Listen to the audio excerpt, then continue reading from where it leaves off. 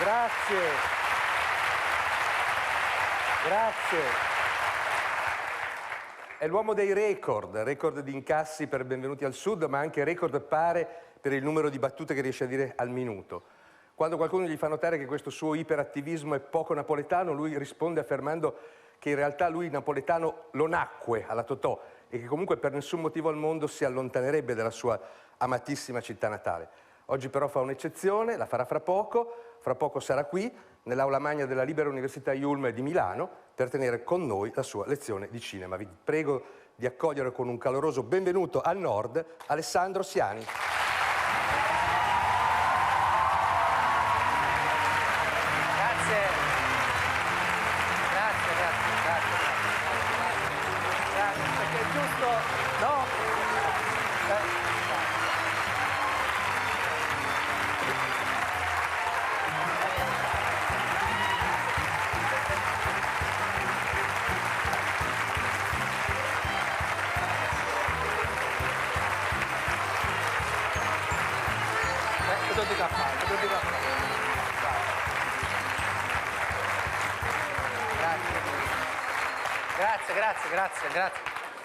Grazie.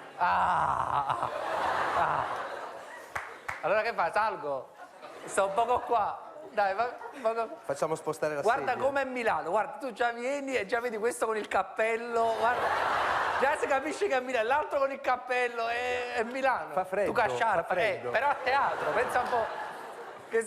Lei che si è messa la parrucca, su proprio i capelli tuoi, pensavo che fosse un fatto. Complimenti, veramente. Complimenti. A lei però, a lei. Allora salgo, grazie per l'accoglienza, grazie.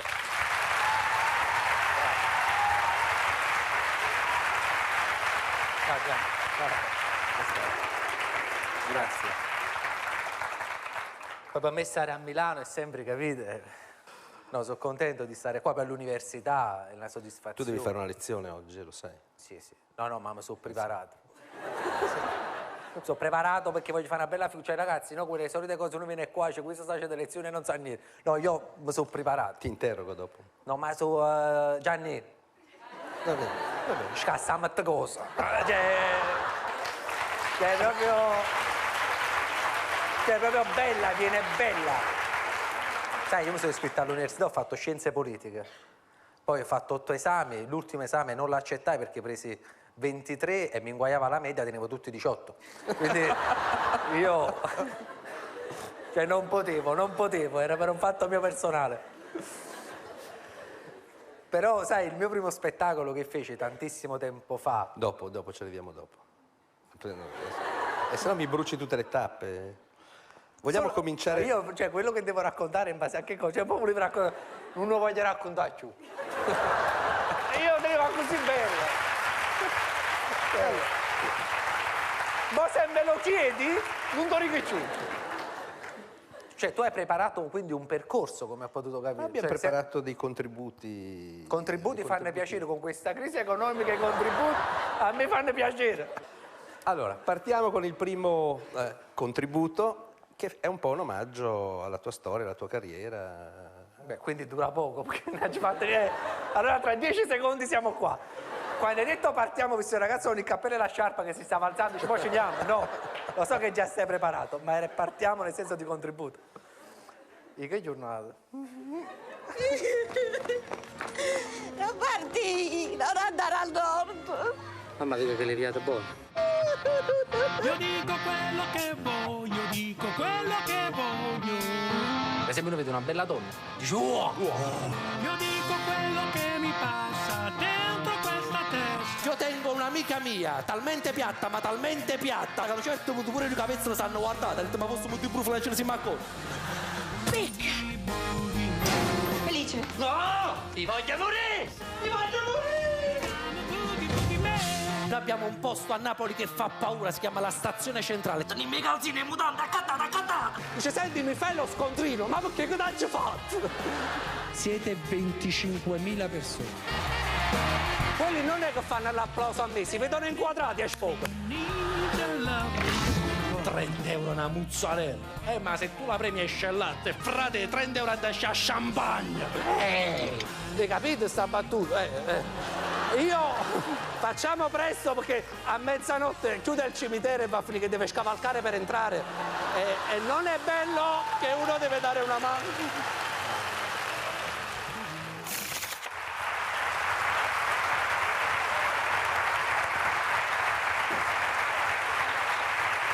Grazie.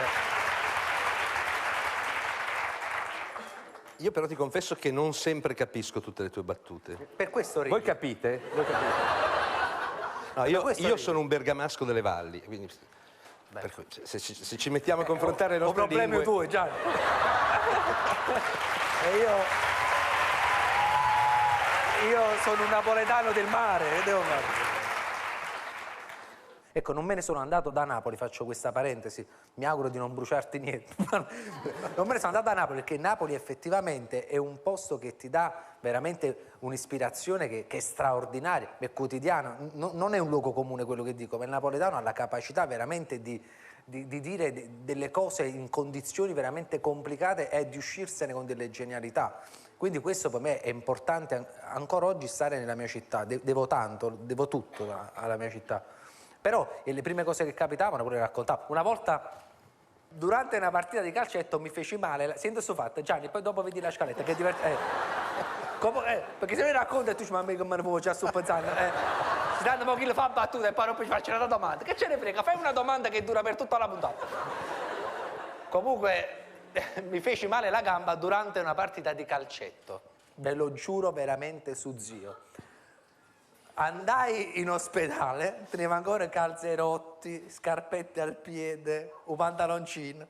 Andai all'ospedale, mi guardò l'infermiere e disse: "Guagliù, ma come ti hai fatta male?" Niente, stavo un matrimonio e mia sorella sono scivolata sopra i confetti. È meraviglioso. In questura, scusate se sono rubato portafoglio. Disse un brigadiere, e c'è stato. Ma se lo sapevi mica venivo qua, andiamo direttamente a casa di Maruni.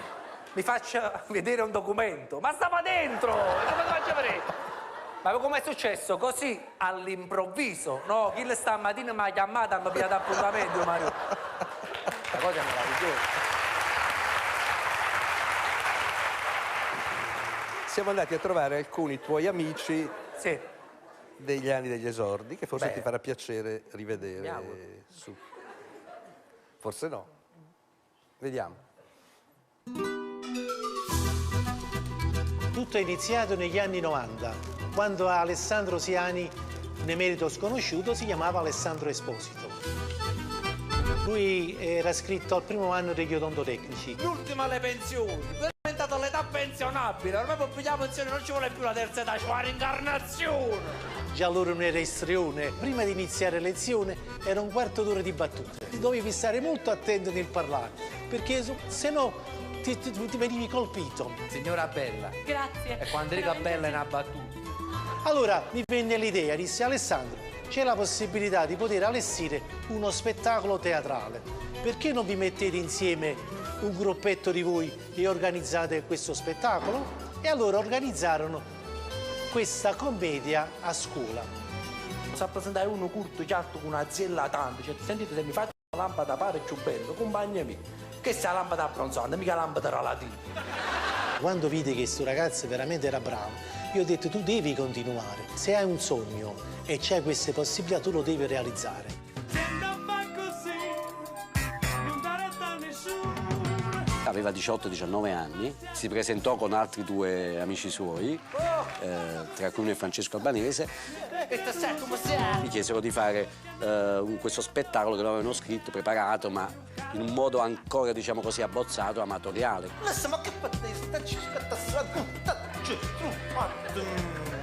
Però si vedeva che c'era un senso comico forte. Faceva molto ridere già subito. Grande mezzo! Sono nati un paio di personaggi, uno in particolare che è Tatore, che nasce proprio in quei primi anni sul palco. Napoli-Milano, 1 ora e 10 minuti. Era un vero e proprio scudizio, che era difficile anche da tenere in mano perché ti scappava tra le mani. Mi è talmente che chiede veloce, ma talmente che veloce, a un certo punto mi ci sono tutti i tuzzuli. Mi sono girato, era l'angelo custode. Hai dato lasciami all'autogrill, mi faccio venire a pigliare la patama. Alessandro è uno che il palco l'ha masticato per 15 anni tutti i giorni. Ho chiamato di notte Mauro Berardi, il produttore di Massimo Troisi. Ho detto guarda Mauro, devi venire a vedere subito, devi correre a Napoli a venire a vedere perché per me è un fenomeno che poi può darti grandi soddisfazioni. Lello vuoi fare una pizza? Sì, metti tu ciubino e battete, che sarebbe la cosa più bella. Lello musella solo per voi. Lello, ma ce l'hai un cavallo di battaglia? Sì, assietta da coppa e battete. Allora, Lello, ti volevo dire solamente una cosa. Lello, tu sei talmente brutto che si vede all'urdia, ma non ti viene, sai che dici? Voglio sono tanti anni che faccio su Messina, ma veramente mi stiamo mettendo in difficoltà.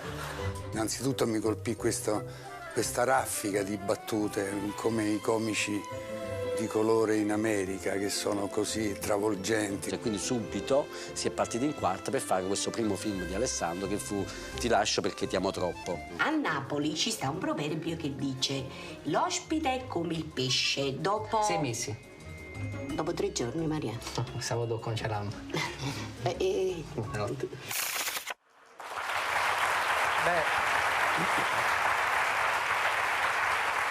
era molto vernacolare. Erano i primi anni e mi ricordo questa qua che fu divertente perché, sai, spesso uno si trovava a copiare i compiti dell'amico e io feci una cosa straordinaria che rimase nella storia perché copiai il compito del mio amico e il mio amico prese 7, io presi 3. È vero, ok, non ci sono problemi.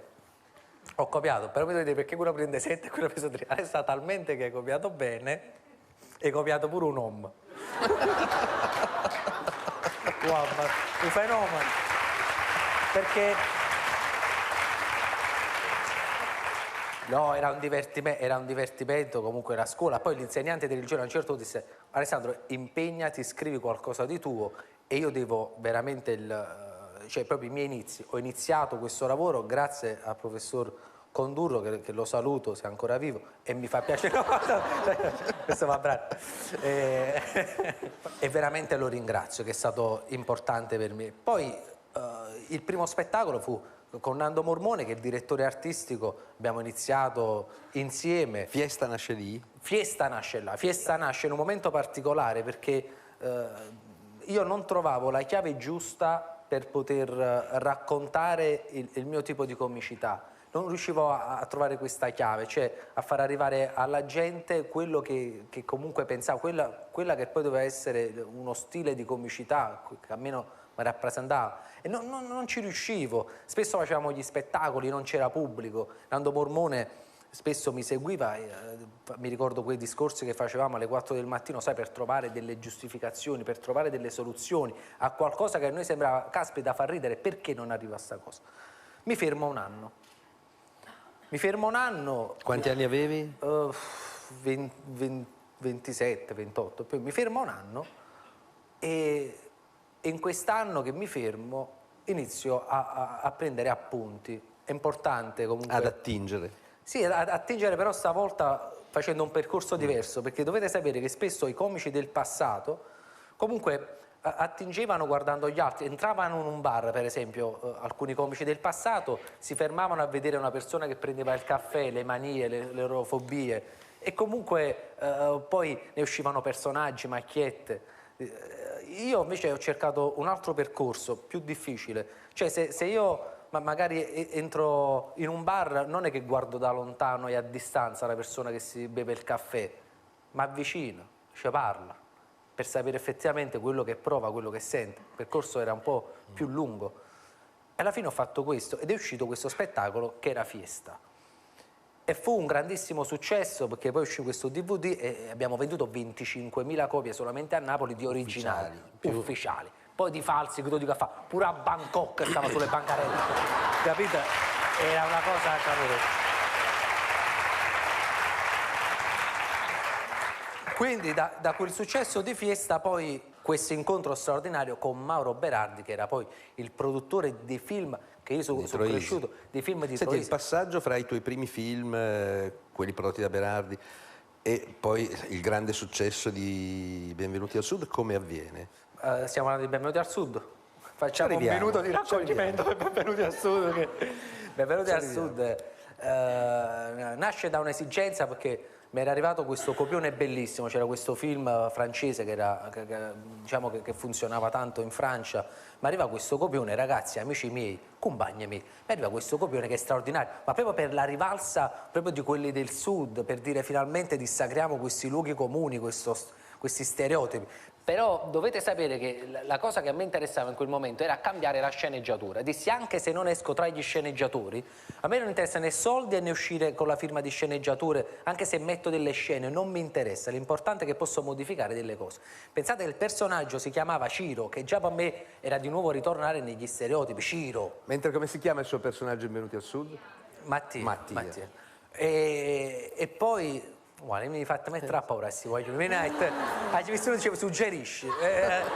C'è mi sta un'ansia.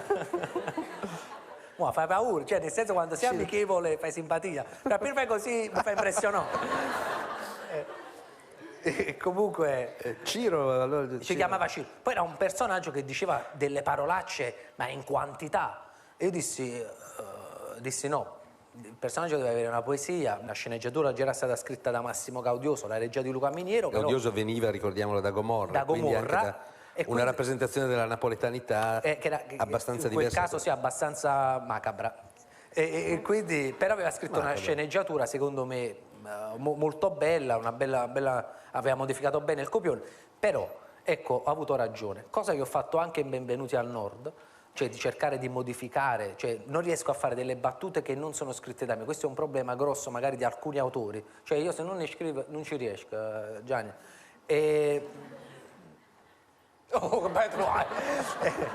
Volevi un minuto di raccoglimento su Benvenuti al Sud, allora te lo concediamo e intanto noi vediamo un po' di così immagini. Ti vedi la Lodovini, Gianni! O s'arrapiglia Giovanni!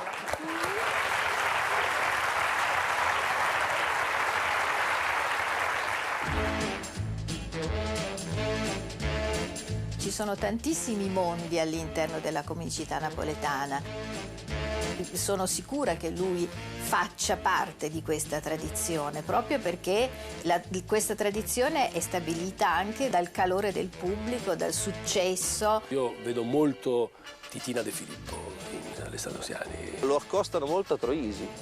Perché no? Perché no? Ha questo modo di porsi che lo ricorda. Chicco, e ti stai zitto, non stai facendo capire niente. Quando gioco Napoli ti stai zitto, ma stai distraendo pure i calciatori, stai distraendo. Mi fido dei napoletani, i teatri erano pieni per Massimo, sono pieni per Alessandro, la gente ride moltissimo. Però credo che magari lui sia contento di dire che lui è anche un po' se stesso. Ecco, signor Volpe, adesso lei ha davanti una nuova cliente. Buongiorno. Dovrebbe essere più gentile. Buongiorno. Ma sintetico. No, ve ne dovete andare. Più sciolto. Gentilmente. Ma deciso. State ancora qua? Più affettuoso. Voglio bene. Ma determinato. Ma dai. Massimo Troisi era cadenzato, costruiva la sua comicità attraverso i personaggi intorno, creava atmosfere. Alessandro è più istintivo, è più naturale. Forse ne capito personaggio. Alessandro ha al meglio le cose napoletane buone, c'è questa empatia, creatività sulla vita, sulla parola. Maria, ti amo! Maria, ti giuro che ti amo! Sei un buffone, Matti! Riesce a intuire, a capire e a percepire ciò che serve per il set, in questo caso per la scena, e a stimolare tutto, a dare ritmo, a rendere vive le cose. Chi sta accanto a Siani è sempre una spalla di Siani, anzi Canova stai attento perché gli farai da spalla e attenzione che non ti schiacci troppo.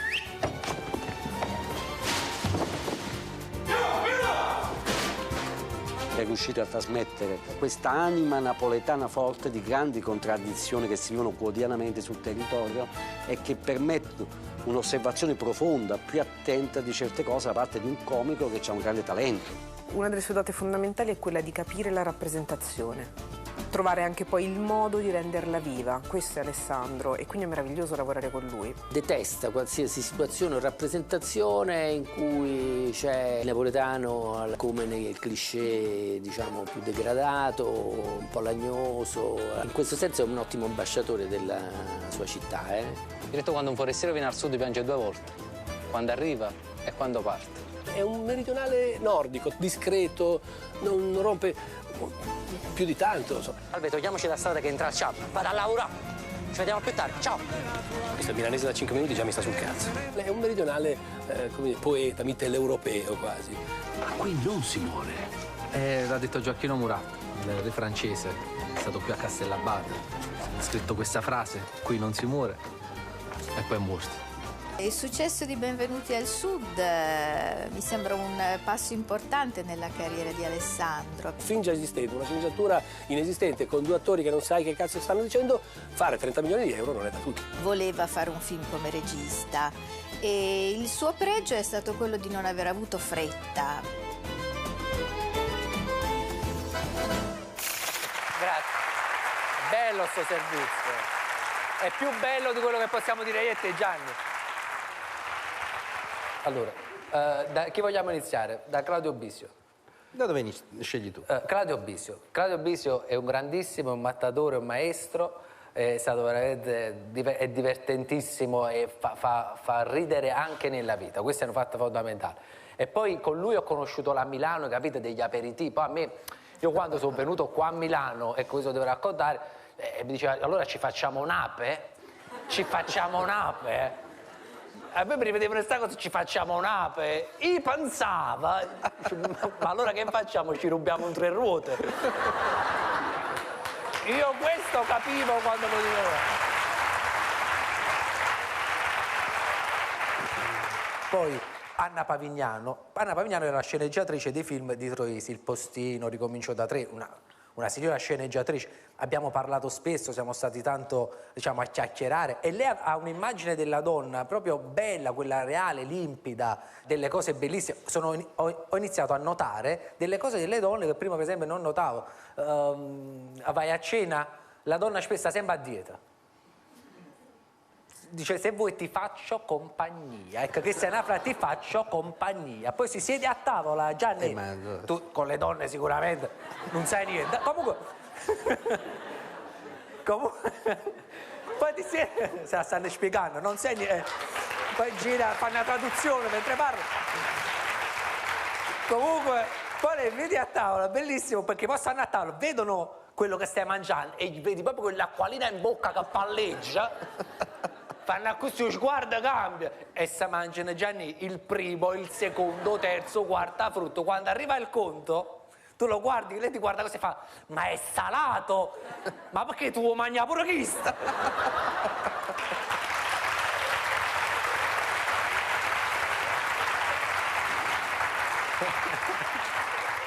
E poi c'era Valentina. Ti piace la dovina, Gianni?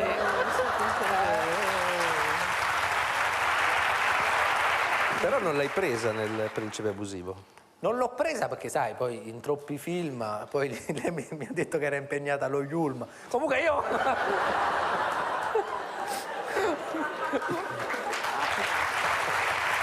mamma.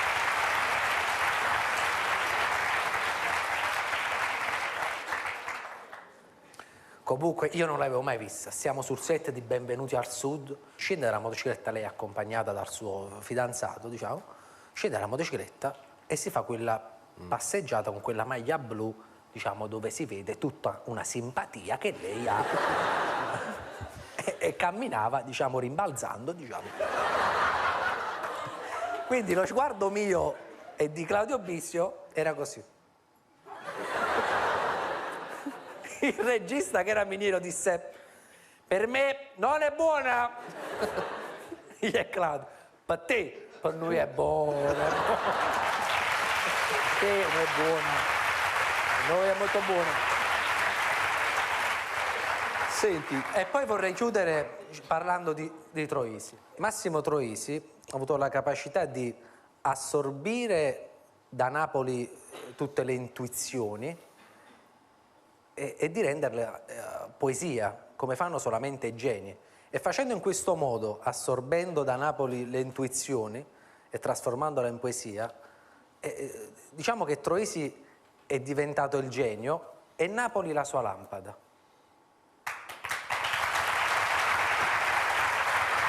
Però tu una volta hai detto che se Troisi è Dio tu sei il chierichetto. Sì, se lui è Dio sono al massimo chierichetto, è vero. Però sono ineguagliabili ed è bello che ne parliamo, perché sono degli esempi, dei punti di riferimento che non si devono mai perdere. Quelli sono i veri punti di riferimento. Noi siamo qua, siamo dei guitti, quelli erano veramente dei grandi artisti.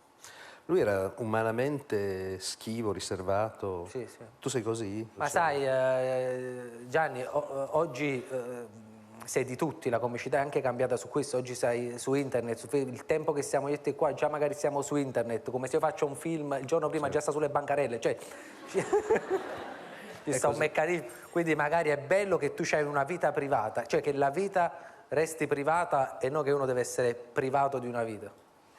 Questo non è male. Segnale. Vediamo un po' di...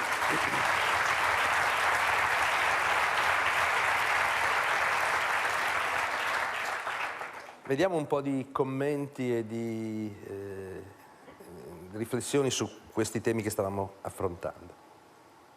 Alessandro ha un certo carattere ed è una persona determinata, credo nel senso positivo del termine, no? È comunque una persona che sa quello che vuole e cerca di realizzare quello che ha in testa. Un uomo determinato, sì. Stop, buona, andiamo avanti, dai! Cioè adesso non vorrei offendere profondamente, ma Siani è una persona seria. A Napoli si dice cazzimma. Tenea cazzimma, non so se l'ho detto bene, però è qualcosa di più dell'ostinazione, perché è l'ostinazione con gli strumenti per attuare questa ostinazione. Dai, andiamo avanti. A Napoli diciamo uno che sa campare, è uno che sa vivere.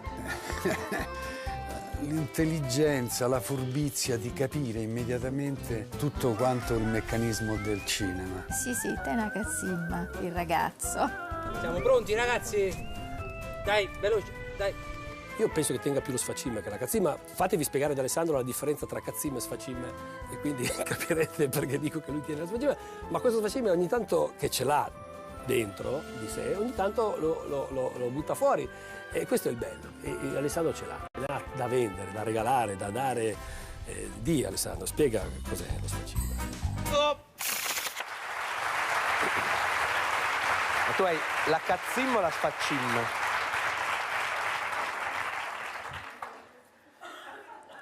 Poi, scusa, la sfaccimma o lo sfaccimma? Non è...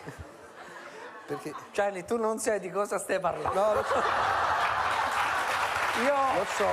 togliamo il discorso da mezzo. Questo... Qui c'è un'epopea, però a volte la sfaccimma e a volte lo sfaccimma.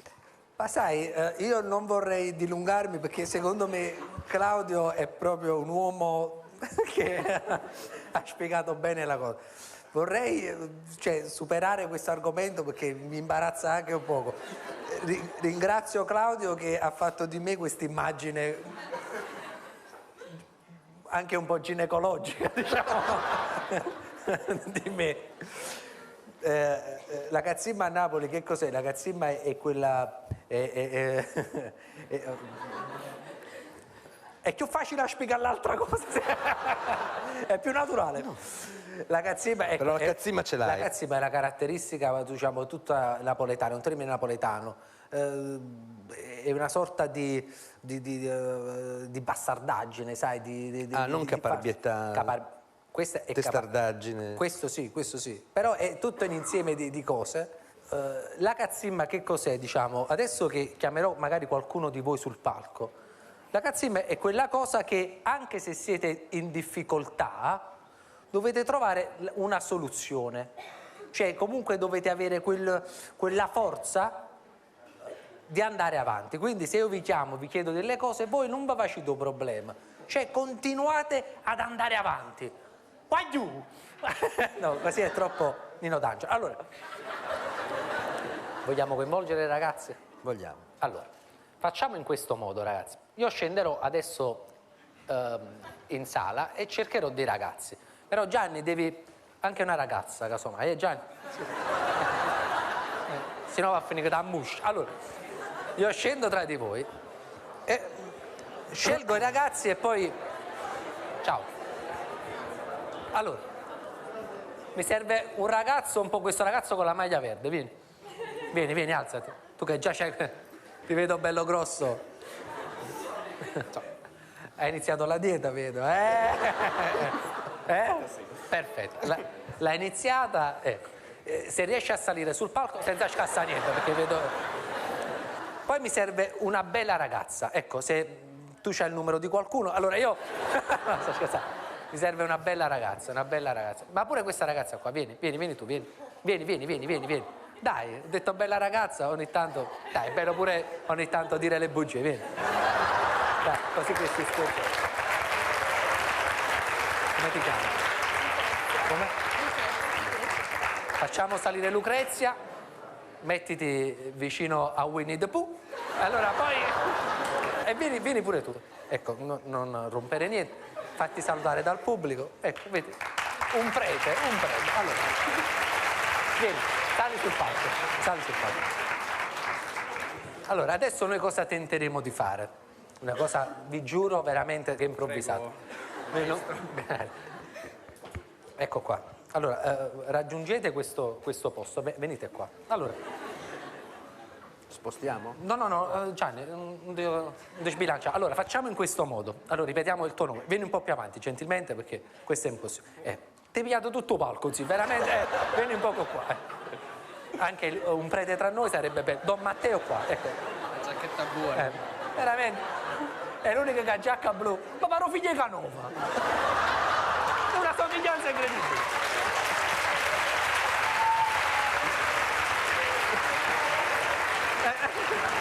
Hanno fatto finta di non conoscersi, avete visto? Canova e Canovino. Canova e Canovino. C'hanno lo stesso atteggiamento. Gianni, però devi stare pure tu in questa cosa, perché è importante, ci tengo. Se no non ti presentano a Lodovini. Fai già un'ora. Allora, scena classica che può capitare a chiunque di noi. A te sicuramente ti sarà capitato. Adesso vado a spiegare. Ci sta lei a letto, siediti su questa poltrona. Tu ti chiami, se lo puoi ripetere.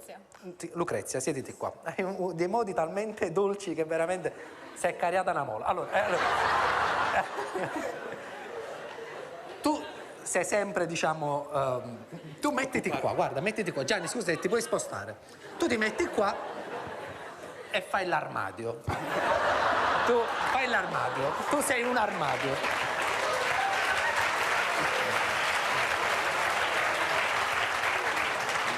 Tu mettiti dietro all'armadio, guarda così, ti nascondi, tu ti metti qua. Dammi la tua giacca se è possibile.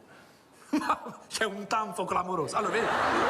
Allora, mettiti dietro qua, tu sei l'armadio, questa è la porta, ok? Gianni, vieni con me. Questa giacca la lascio qua, tu stenditi un po'. Ah? È il portafoglio di ma che dobbiamo comprare? Le noccioline, non ti preoccupare. Allora...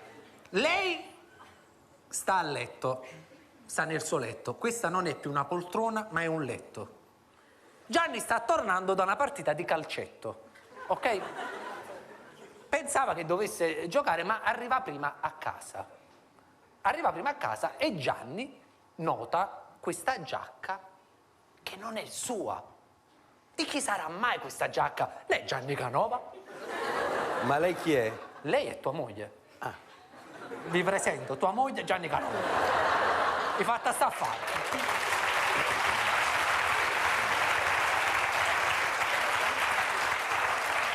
Certo, come marito non è proprio giovanissimo, ma almeno hai superato gli esami. Hanno fatto buono, Ma almeno è buono. Allora Gianni, vieni, parti da qua. Tu devi fare questo, io ti racconto solo la scena e poi voi la dovete fare. Tu entri, dici ciao tesoro, cioè come fai con tua moglie normalmente, non lo so, fai come se fosse a Lodovini, parti con quella cosa, così fai ciuppo in banda. Allora, il ragazzo ragazzo con il cappello che io ci ho giocato così, c'è stato questo sfatto, mi piacerebbe però coinvolgerlo, deve semplicemente dire azione, perché mi dai l'idea del regista. A proposito di regista, mi scuso con il regista della trasmissione che è tutto improvvisato per le luci, però stiamo giocando, quindi tu dirai azione. Se c'è una telecamera che va su di lui, che lo travolge proprio, ancora meglio. No, nel senso... Allora, scusami. Pronto? Signori, Sky, persone di Sky, ecco che il cielo ci aiuta. Gianni Canova, Lucrezia, come ti chiama? Pierfranco. Si chiama Pierfranco. Veramente, già è brutto primo, pure secondo. Vincenzo. È Vincenzo, il figlio Canovino. Avete capito quello che succede? Io non mi fermerò mai, mai e poi mai. Però siamo lunghi, poi se no poi in città... Sei pronto? Azione. È aperto. Rezzi? Ma sei già a casa? Amore mio, ma come mai? Amore mio, Canova!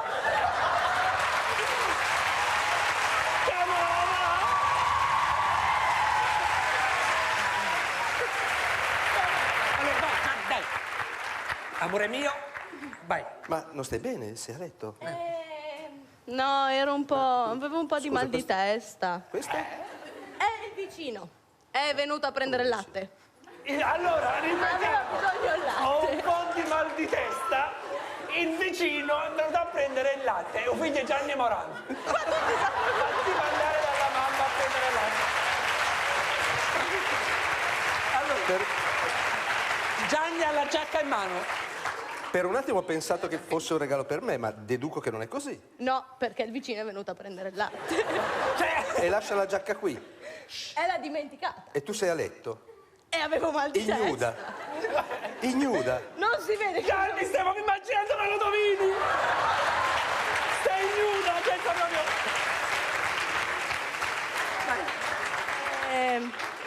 Vai a controllare. Adesso vado a controllare.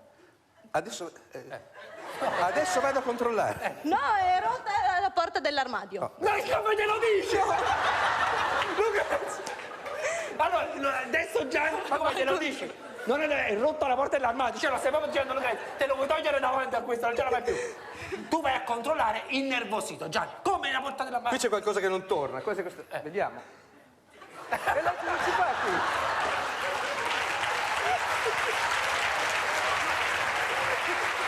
Però Gianni, non mi puoi mettere mio figlio.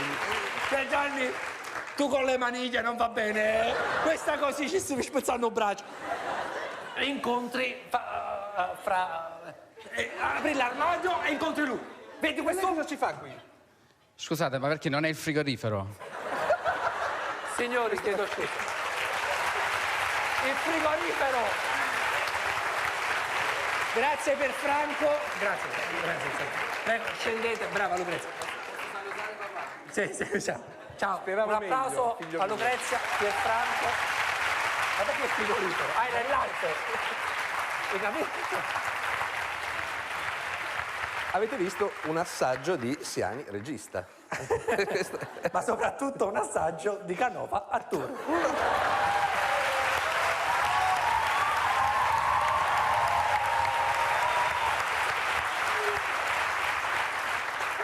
Senti, noi siamo andati a trovare Claudio Bisio e gli abbiamo chiesto che cosa pensa della tua scelta di darti alla regia. Vuoi sentire che dice Claudio? Sentiamo il pazzo. Alessandra ha fatto questo grande salto della regia. Io chiedo, ma chi te l'ha fatto fare? Sto vivendo anche un momento di confusione particolarissima, si è un po' cannebbiata la mente, scusatemi. Io so, perché abbiamo amici comuni, poi so che gente che ha seguito il set di Alessandro, che era di una puntualità. Cosa non è mai stato quando faceva l'attore soltanto, invece da regista, primo arrivare sul set, puntuale, lavato, cioè nel senso letterale, cioè si lavava tutte le mattine, questa è una notizia che do a tutti quelli che conoscono Alessandro e non lo conoscono. E prima degli altri arrivava, la macchina da presa, sapiente, studiava, non so se avesse fatto degli storyboard, ma qualcosa di disegnini, degli schizzi, tanti schizzi nella sua vita. E quindi io dico Alessandro, quando vedo questi registi che arrivano un'ora prima, io poi Noi attori dovremmo arrivare anche noi prima, causa trucco. Ma come sto buono? Stai bene, però un po' l'acconciatura.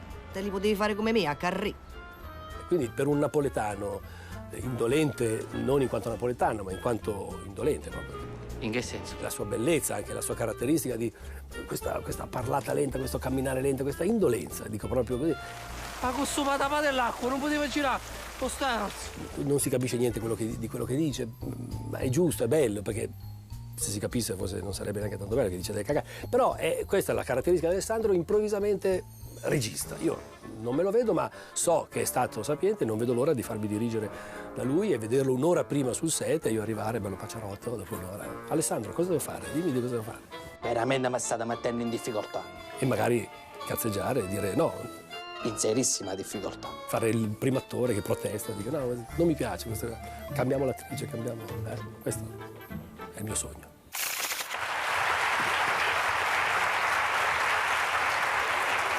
Guardate, l'amicizia nel nostro... Sai, spesso si dice che comunque ci sono veleni, c'è la competizione. Con Claudio Bisio ci sta un'amicizia bella, pura, e veramente io non vedo l'ora di ritornare.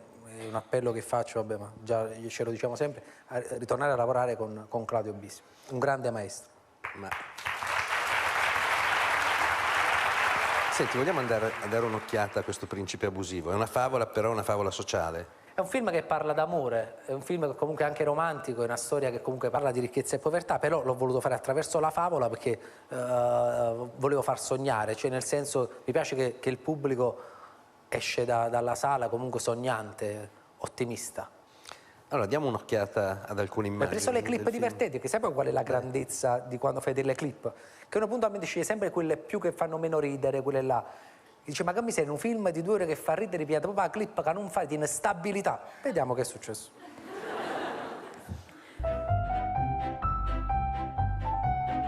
È una bella favola. È una bella favola e inizia con C'era una volta. Sono una giovane principessa che si rende conto che non è famosa e il ciambellano si inventa questa soluzione, ovvero creare uno scandalo a corte. La principessa Letizia deve innamorarsi di un disoccupato povero, ignorante, grezzo e volgare. Dove lo trovo un povero? Lo trova. Ehi, sono peggiore oggi! Come vive? A scrocco. Non la prima, la seconda, gira verso l'angolo, bene così, boh, sono arrivato, grazie. Ma visto chi è? Il nostro principe abusivo. È un personaggio nuovo per me, anche se poi un pochino rispecchia quei personaggi alla Conte Max, che è un pseudo aristocratico. Il tè si prende con il busto eretto, le gambe parallele, le braccia strette e il mento alto. Ciambello per pigliare questa posizione in maniera naturale già fa solo un incidente con la macchina.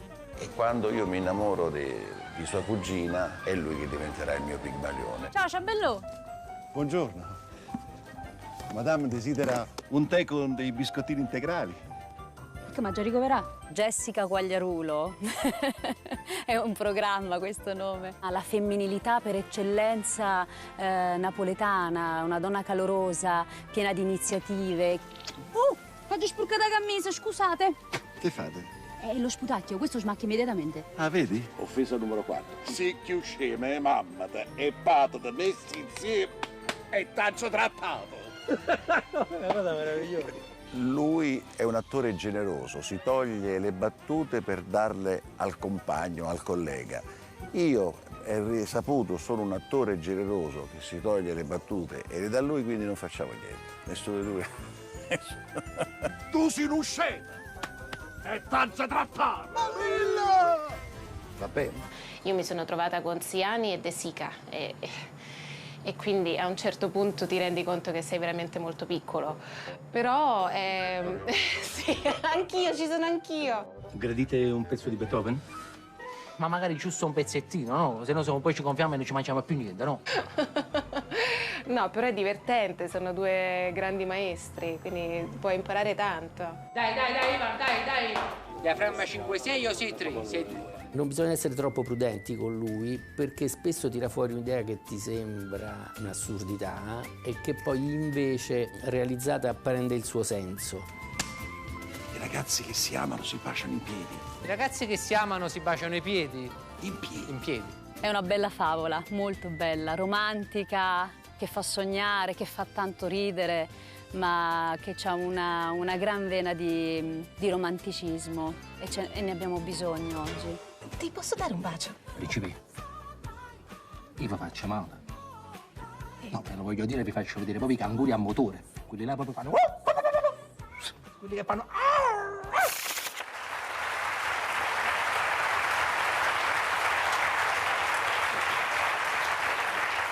I canguri a motore, Gianni. E il cast? Il cast, Sara Ferberbaum, l'avete vista, che questa attrice è bravissima, è proprio una principessa,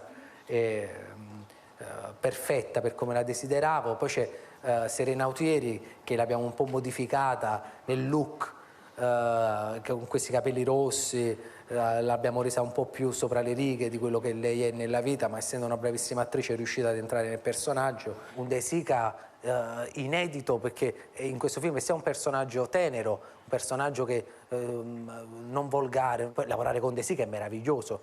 De Sica ha una memoria infallibile, mentre a me piace improvvisare, giocare, ma De Sica è uno che fa la stessa scena 20 volte uguale, cioè 25 volte uguale. Io sono rimasta veramente scioccato. Poi nel film io tenevo un altro attore che si chiama Salvatore Misticone, che è un attore che ha fatto Benvenuti al Sud ed era quello che quando parlava cioè era quello che non si capiva quando parlava. Non sto parlando di me, sto parlando di Salvatore Misticone, quello del Postamat, ecco, per essere più preciso, che è nel mio film. E mentre Christian ha una memoria infallibile, su Salvatore Misticone c'ha una memoria proprio, va proprio a vento, una memoria proprio, cioè pensa che la moglie di Misticone cammina con i documenti, perché lui ogni tanto dice, ma tu chi sei, come sono tua moglie, cioè per farti capire... E quando si sono incontrati Christian De Sica e Salvatore Misticone è stata una cosa bellissima, che poi Christian è generosissimo, non direbbe mai nulla ad un attore anche se ha un piccolo problema, ma Misticone non si ricordava niente. Dopo la 50ª volta Christian De Sica non ce l'ha fatta e ci ha fatta. Si è rivolto verso di me, si è rivolto verso di me. Ma veramente è una cosa terribile. È una cosa terribile. Siamo al finale. Sì. Abbiamo preparato un po' di saluti da parte dei tuoi amici, tuoi colleghi. Un po', dai. Vediamoli. Dai, mo ce ne andiamo, ragazzi, 2 minuti. Hai la qualità, hai tanta energia dentro, si vede. Se volessimo fare un paragone calcistico, lui è un po' un numero 10, uno un po' imprevedibile. Sì, credo che possa rappresentare il numero 10. Alessandro è un divo, io lo chiamo Hollywood personalmente. Però ci sono numeri 10 e numeri 10. Allora, poiché noi siamo napoletani, insomma, non ti montare la testa, non ti puoi sicuramente paragonare al numero 10 per eccellenza che è Diego Armando Maradona. È stato così amoroso con me, gentilissimo, veramente mi ha colpito. Mi ha colpito proprio la sua mimica, il suo modo di essere, il suo modo di essere così spontaneo. E devo dire che ho rivisto mio padre. Ti auguro di proseguire sulla scia dei grandi napoletani. Qua dietro ce n'abbiamo uno che ci va da Angelo Custode, il grande Massimo. Gli dico di essere modesto, molto generoso. Lui deve essere quello che è. Costruisci la tua carriera, che stai in un momento importante, con molto rigore, con molta disciplina, un po' quello che ho fatto io. Dato che papà era così generoso, altruista, l'ho raccomandato e gli ho detto: papà, prendi questo ragazzo e seguilo. A Napoli lo considerano un santo, tanto. Prenditi il tuo tempo. La carriera si costruisce dicendo tanti no e pochi sì. Gli auguro che sia un futuro con noi e con me, perché è troppo divertente lavorarci e voglio assolutamente esserci quando combinerà le prossime.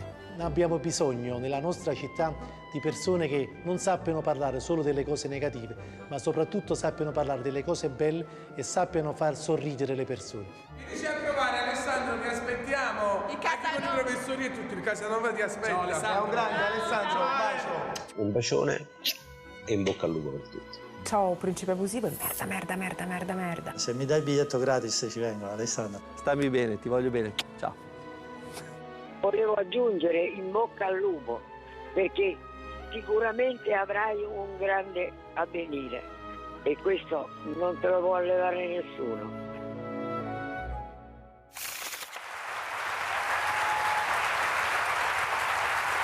Bello, eh?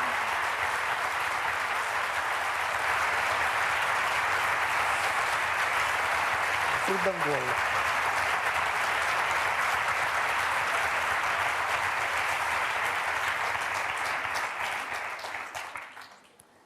Ti stavo dicendo.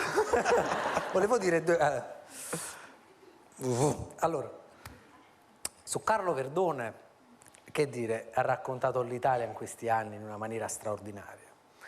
L'Italia oggi, mi posso alzare? L'Italia oggi è meravigliosa, cioè noi siamo un popolo, che vi posso dire, particolare, cioè noi siamo un popolo che, per esempio, io ho capito una cosa, Gianni, noi siamo negati con le manovre, cioè noi abbiamo fatto 2 manovre, una politica e un'altra coschettino e non ne sappiamo fare, cioè noi siamo gente di mare, ma non siamo, noi ci va di traverso, le cose con cioè i monti non ci vanno bene a noi. Guardate, monti, 3 monti, Monte dei Paschi di Siena. Mi sono tornato a casa e ho detto, mamma che si mangia? C'è mare e monti, per amore di Dio!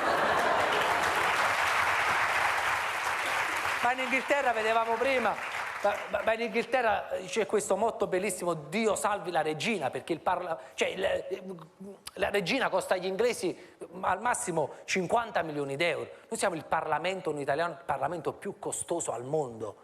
Cioè il nostro Parlamento costa quanto quello tedesco, inglese, spagnolo messi insieme, però non ci ribelliamo. Se fosse capitato agli inglesi un fatto del genere, vi assicuro, loro scrivevano Dio salvi la regina e poi mettevano un cartello, Dio, perché se la chiappammo noi la facciamo un mazzo tanto.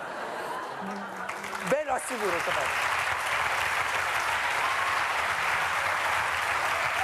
voglio dire... Alessandro, ho un regalo per te. Abbiamo trovato nel tuo passato una cosa di cui tu ti eri dimenticato. Sì. Andando a incontrare i tuoi amici. Sì. Abbiamo trovato una cosa che tu non sapevi di avere, o forse sapevi di avere, ma che non hai mai ritirato. Sì. E io te la regalo. Devo aprirla? Eh sì. O aspetta Natale? No. Ah, il diploma che ho lasciato a scuola. Sì. Lo lasciai a scuola perché ho preso 41 come voto, che è un voto che io non ho mai capito. Cioè, mettami 40 roie, mettami 40, ma 41 nell'istituto l'ho avuto solamente io nella storia. E quindi, capito, lo lasciai, grazie comunque. Poi voglio la laurea d'onore quando muoio, me la vieni a portare. Volevo dire, grazie, volevo dire una cosa.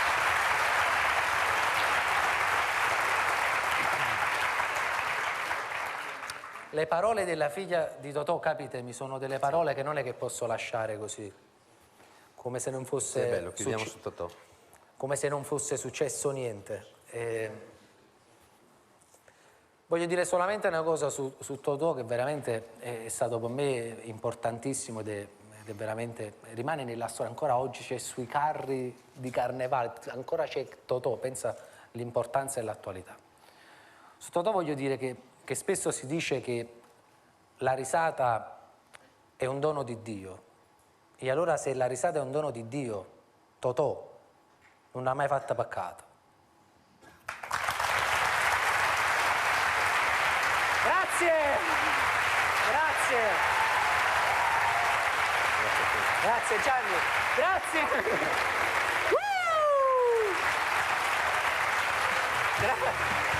Gianni, questa voglio la foto, la standing ovation, voglio la foto, fatemi la foto. Grazie.